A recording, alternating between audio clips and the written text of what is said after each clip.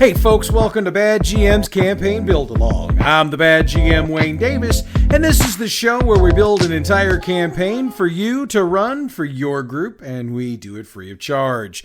The Fallout role-playing game is our system of choice this season, so if you're still in need of a copy of the rules, head over to your local game or bookshop, or if you don't have one of those convenient for you, check out the Modifius Entertainment website, modipius.net.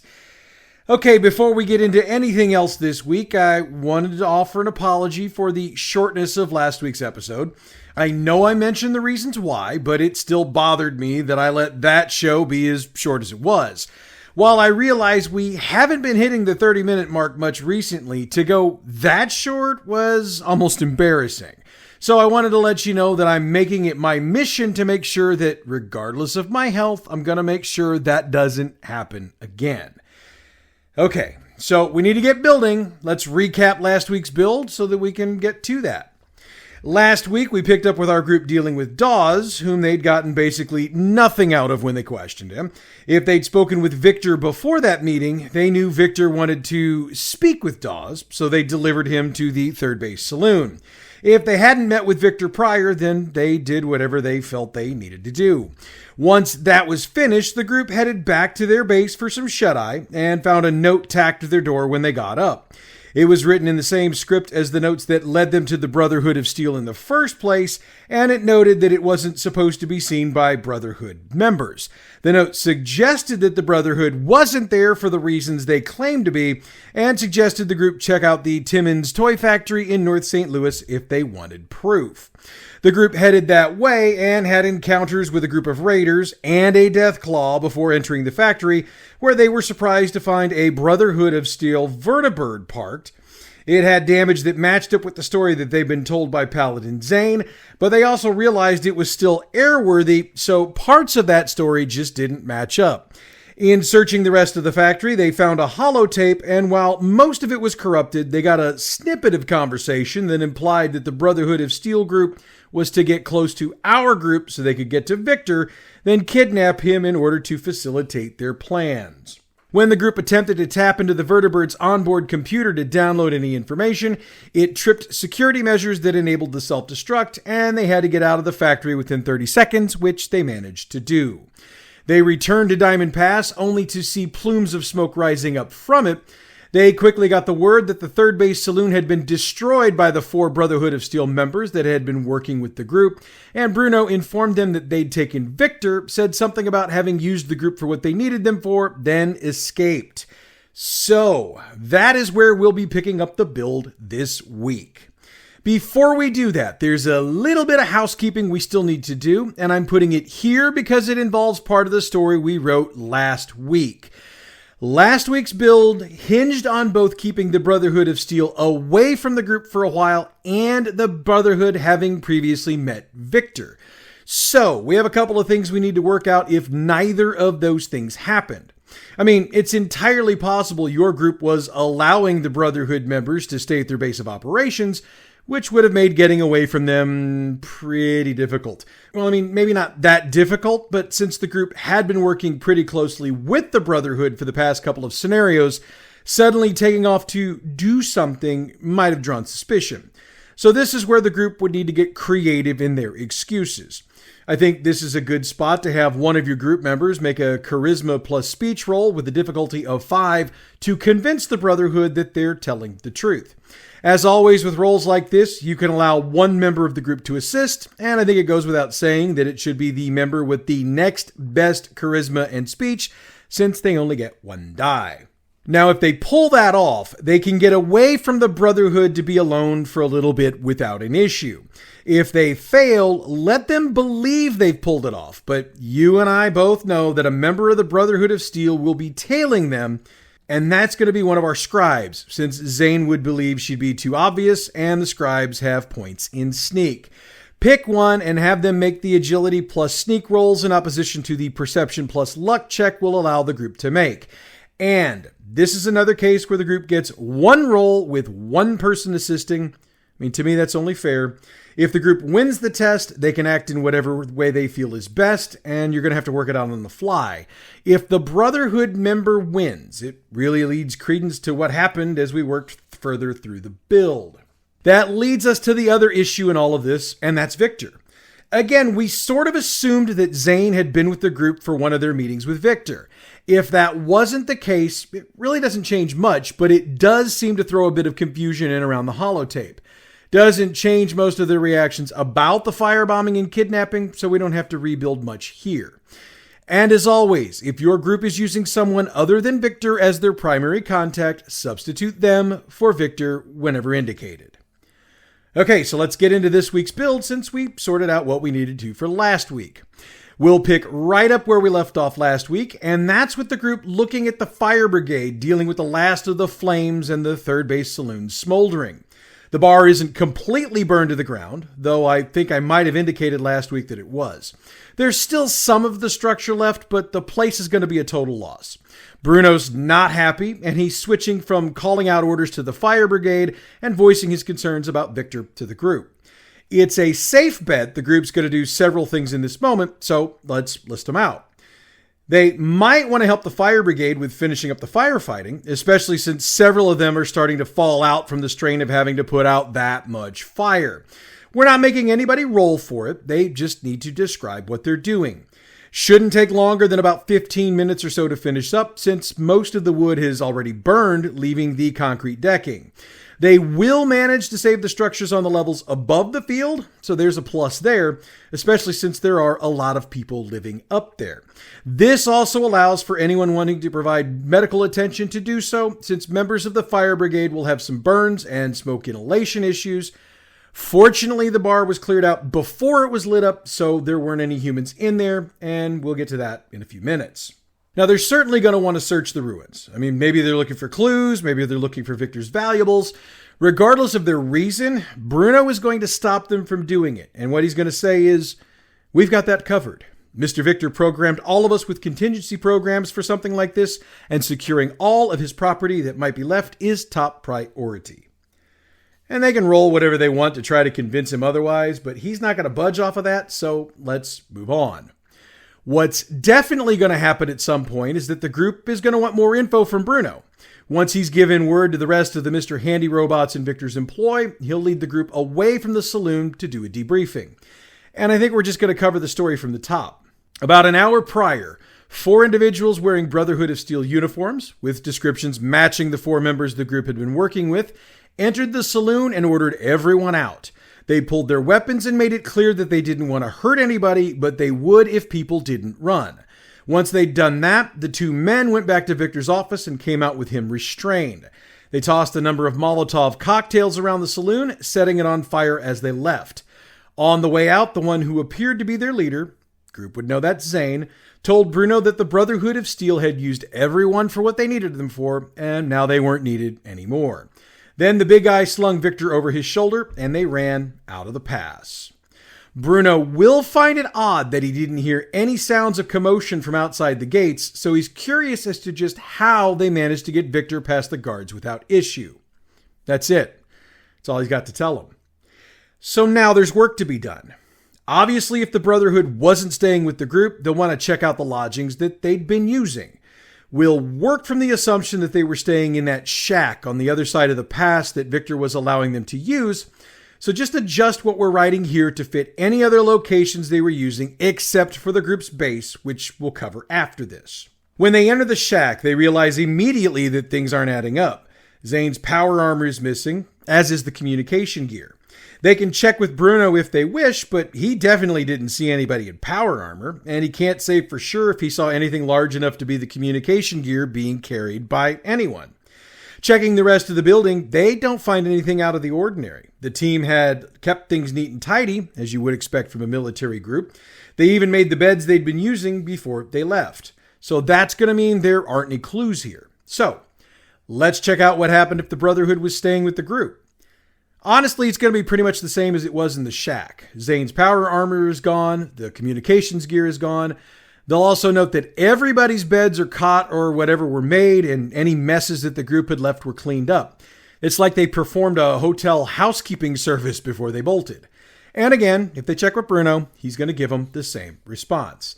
Now, if by chance the communication gear was set up somewhere other than where the Brotherhood was staying, they can head there and they're still not going to find it, as with any other location they checked. So, the group has no idea why the Brotherhood of Steel took Viktor and lit up his bar, no idea where they went, and a whole lot of facts that don't seem to tie together into a neat package. This means it's time to hit up any and all information sources that they've got. This is one of those spots where I'm going to leave it to you to determine who they might see, but I will say this.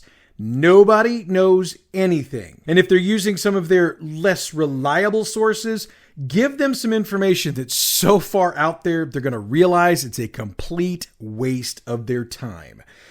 Now, they're going to probably think at some point to try to hit up Mackenzie Cook, but she's conspicuous by her absence. I mean, she's nowhere to be found. Her office is locked tighter than the drum, and even if they unlock it, she ain't in there. So they're going to have to just leave a note and hope she finds them. So have the group spend a couple of hours beating the pavement looking for leads, but everything's going to come up dry. So after those couple of hours, the group's going to get another note from their mysterious source. You can decide how they get it. Tack to the door of their base, get it from Bruno, and he's going to have gotten it from a courier, or whatever or whoever you think fits best with the theme we've got going. It's the same script they've seen on the previous notes, though this time the envelope has each of the group members' names on it. The note inside reads as follows. I told you things were what they seem to be, and it's even more complex than I originally thought. I had no idea Viktor was part of their plan, or I wouldn't have sent you to that toy factory. I can't change that, but I can give you the second piece of this puzzle, and it might just help you find your boss. The old Fox Theater has very recently received a serious facelift, and men wearing black tactical uniforms like the ones Garson Tactical used to wear have been observed handling guard duty. I also personally saw a set of Brotherhood of Steel power armor taken in there around the same time at the firebombing of your boss's bar. Since none of us believes in coincidence, I'd say this is connected to everything else we've seen thus far. Again, as is usual with these notes, there's no signature. Now, let's hit the pause button for a moment because I'm sure your group is starting to express frustration with these notes directing them in places and are probably a combination of frustrated because they feel like they're being led around by the nose and they're getting suspicious of whoever's writing them, wondering if this is all some sort of setup. Look, I don't have an easy answer for that. I mean, we are leading them by the nose right now. I can't deny it. But we're at a point in the story where we need things to go a particular way to get us where we need to be next. So options aren't really something we can give out. It's going to be this way for just a little bit longer. Then we'll be going back to giving the group some options to go to follow their goals. Insofar as the suspicions, I think we can just let them run wild with that right now. So as long as they ultimately do what we need them to do, I feel like suspicion can be healthy in this case. Just keeps them from trusting everybody. And let's be honest, it happens to facilitate decent role-playing from time to time, so we've got that added bonus. All right, let's unpause and get back to the build. With their usual source of information for these sorts of things MIA, they're going to need to do some good old-fashioned legwork. That means scoping out the Fox Theater and seeing what's what. Located very close to the old St. Louis University campus, which we outlined much earlier in our build, the Fox Theater has a rich history. When it was originally built, it held vaudeville shows and other forms of live entertainment. Once movies became a thing, it was a single-screen movie theater, which was the standard at the time. Now, in the real world, it had some downtimes in the 1960s and early 1970s before getting a renovation, and is now once again a venue for live entertainment, including concerts and some musicals and plays. In the Fallout world, it's always been a movie theater, and it was always one of the nicest theaters around. It did manage to avoid a lot of damage in the bombings, though the front of the theater took a decent amount, which would have necessitated some rebuilding in order to even be entered, let alone used as some sort of office or whatever. It's also located right about the center of the block it's on, and the buildings to either side of it remain relatively intact, though their fronts were also pretty badly damaged, and it's obvious they're not being used for anything since nobody's cleaned them up. The rooftops would be good spots to put men or turrets on, however. There used to be buildings across the street, but those were either damaged in the bombings or by various groups trying to take control of the area afterwards. Enormous piles of rubble are all that are left, and they'd also be good spots to hide snipers or other guard types behind. So the group needs to be careful in their approach and how they're going to scope things out. This is a good place to note that my group has been taking to doing both a daytime and a nighttime survey of their targets, so we'll build them both out so we've got some options. The daytime survey will be the trickiest for the obvious reason, so the group will need to be rather stealthy on their approach to the block. I'd suggest agility plus sneak checks, difficulty 2 for the group, with Mr. Handy, Mr. Gutsy Robots having a difficulty 3. Now, this is one of those things where you don't tell the players what the difficulty is because we want to give them the impression they've succeeded even if they haven't, because I've found that players will alter their intentions if they know up front they've failed on one of these. And let's face it, in real life, you wouldn't know you've failed to sneak up on somebody until they want you to know. Anyway, they'll easily be able to determine that the piles of rubble across the street from the theater don't have anyone or anything behind them, so that wouldn't be a bad spot to post up in to continue surveying the landscape. If anybody failed their sneak check, they'll be fired upon before they can get to the piles of rubble, and we'll get to those folks that'll be shooting at them and their stats in a few moments. We should probably make the group roll to see all of this stuff, but during the day, if they spend enough time behind the piles looking around, they should be able to see everything. Well, with a couple of exceptions, but we'll get to those. There's a half a dozen men in black tactical gear set up at the front of the theater. We'll use the Brotherhood of Steel night stats that we used for Garrison Tactical before, and those are on page 383. For the record, if the group gets fired upon, these are the guys doing it, but we'll detail this a bit better later on. They'll also notice 5 machine gun turrets on the top of the wall facing the street. The one in the middle is an MK5, and the stats for that are on page 378, while the 2 on either side are MK1s, and those stats are on page 377. There are also a dozen or so iBots roaming around, and while they'll get close to the rubble the group is probably hiding behind, they don't ever go behind it, so long as the group isn't making a ton of noise, and that means they're going to be good. Stats for iBots are on page 359 in case they come into play. There are also 4 wall-mounted laser turrets on the front of the building, and those stats are on page 381.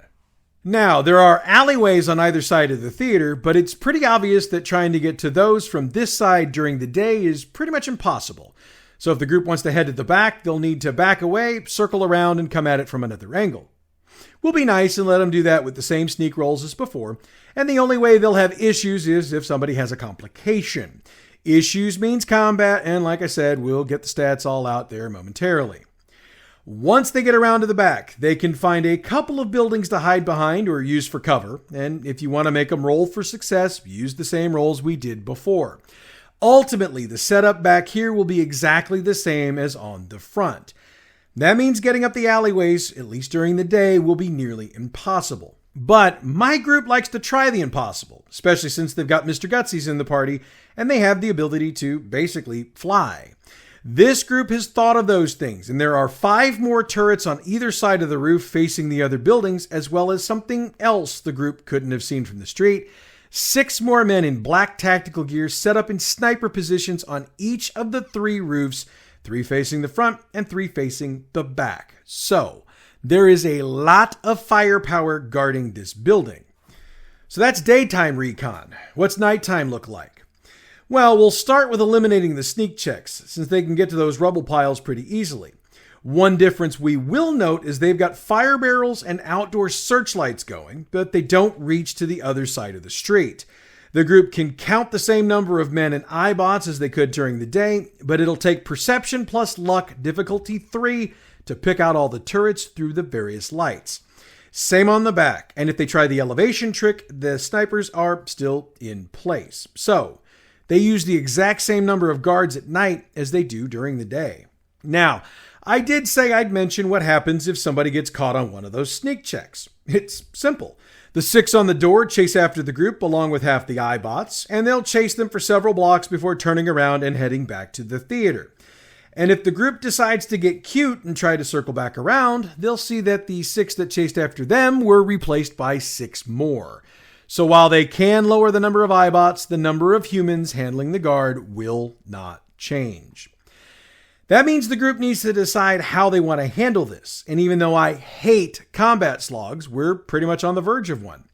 However, the group will be getting some help for this, but its help we'll detail next week since we need to bring the build to a close for this week's show.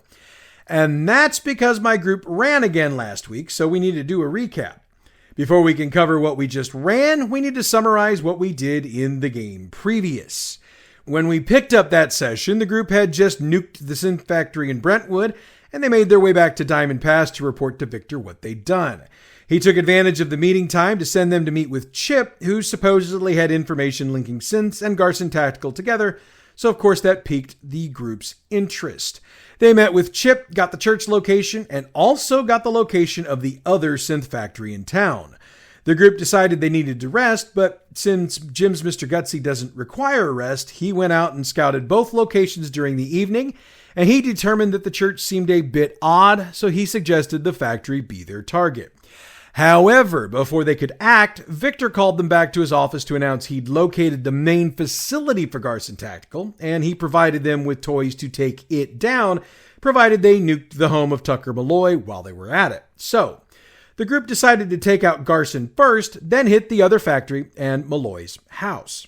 They ran into Mackenzie Cook during all of this, and she provided them with the news that Longsworth was supposedly meeting somebody in Clayton the following night to do a deal, and the group asked if she would check out the church for them while they handled other business.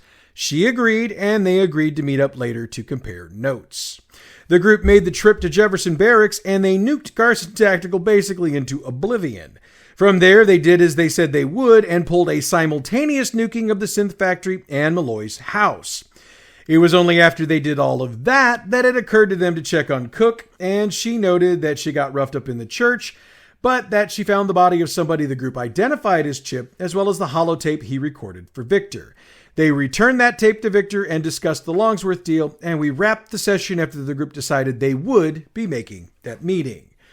Now, I need to note up front that we were minus Aniston this week, and we're still short Tyler and Max, and I'm probably going to stop noting we don't have them, and I'll just note when we do get them back again. Anyway, the group decided to make the meeting with Longsworth, as he's still on their list of people they'd like to see slide under a gas truck and choke to death on his own blood. So they got to the garage well before the meeting time and scoped out the garage for the best spots to hide and wait. Jim was the only one who didn't hide inside the garage. Instead, he took up a spot on the top of it, but hidden just enough so as to not be seen from the road. They waited for the two groups to enter to the garage, and I improvised a conversation between Longsworth and the man on the other side of the deal, since we didn't create this particular interaction when we wrote this. The two groups did open fire on each other, again, just as we'd written up, and as we wrote it up, Longsworth rabbited when the gunfire began, but Jim moved off the roof and shot him before he could get too far away. Needless to say, his called shot to the head and 15 points of damage to said head was enough to basically mist good old Longsworth. With the show over, the group looted the bodies and came up with a decent number of weapons, a decent haul of caps, and 2 notes, both on the body of the guy that wasn't Longsworth. One note was to make sure Longsworth doesn't find out about the Ladue facility, while the other note said, make sure you pick up the package at the Vest factory later. Now, while the Vest League intrigued them, they decided to head to Ladue, and the reasoning from that comes just as much from player knowledge as character knowledge. Ladue is very close to Clayton and would only take about 15 to 20 minutes to get to. So I wound up rewriting Ladue a little bit. Instead of the building being basically a factory with a ton of protection around it, I changed it to an affluent neighborhood with dozens of walk-up brownstones. That means the group really had to search around to see if they could figure out where the facility would be and what it would look like. After a bit, it occurred to the group to have Jim scan for power sources, and when he did that, I pulled him aside and I told him he found a conduit running under the street that was way more than you'd need for a block's worth of brownstones. In fact, his character would know that the size of the conduit would only be used for one thing: a vault. They followed the conduit and found the brownstone it ran under. They checked the front and the back and ultimately decided to go in through the front door. They checked to see if it was locked, and it was, so they decided to engage in the Kool-Aid protocols to get in. Jim busted through the door to make entry, but also set off the frag mines that were in place. Jim took damage, as did Clayton, who'd been testing the door before Jim blew through it, so the group had to stop for just a moment and heal and repair themselves. With that accomplished, they moved through the house, found the stairwell, and made their way down to another door. This time they learned their lesson and they checked for traps. They found more frag mines, and Braden disarmed them before they picked the lock and opened the door. This is where I had the encounter they should have had inside the bunker placed. 2 synth coursers and 2 synth troopers. They shot first, since their initiatives went before anyone's in the group. They missed, and the combat began full-fledged. It only took 2 rounds, and the group emerged victorious. They got the vault door open with their Pip-Boy, then made their way down to the room where the nuke was. When they heard the countdown, they hauled butt to get away from it, and I had it explode before they could get far enough away. And when they realized it wasn't what they thought it was, they went back into the room and heard the message from the woman. They listened, then checked the closet to find the body of Jackson Denman, though they were only able to identify it based on the descriptions they'd gotten from others. They left and decided to head back to their base for some long overdue rest. We wrapped the session there, and the best job will be where we pick up next session, but that session won't be next week because of Archon. But we did all agree that's a pretty darn good reason to cancel a game session. So that's it for the recap and the show for this week. Next week, we find out what's really going on inside the Fox Theater and how it impacts our group. In the meanwhile, check out our other fine podcast, Role Playing History. This week, we get in the Wayback Machine and deep dive the AC line of modules for D&D from the mid-1980s. It's a nostalgic trip down memory lane, and you're not going to want to miss it. Role-Playing History is available wherever you get your podcasts or on our website, badgmproductions.net. Don't forget that next weekend is Archon 46 in Collinsville, Illinois. We're going to be there all weekend long doing live check-ins and a live episode of Role-Playing History, which we might just have audience participation for. So if you're even remotely interested in attending, check out the Archon website. That's archonstl.org. All Fallout role-playing game materials referenced on this show are the trademarked and copyrighted properties of Modiphius Entertainment through their license with Bethesda Games and are used on this show for entertainment purposes only. For a look at all of the fine products produced by Modiphius, check out your local game shop or the Modiphius Entertainment website. That's modiphius.net.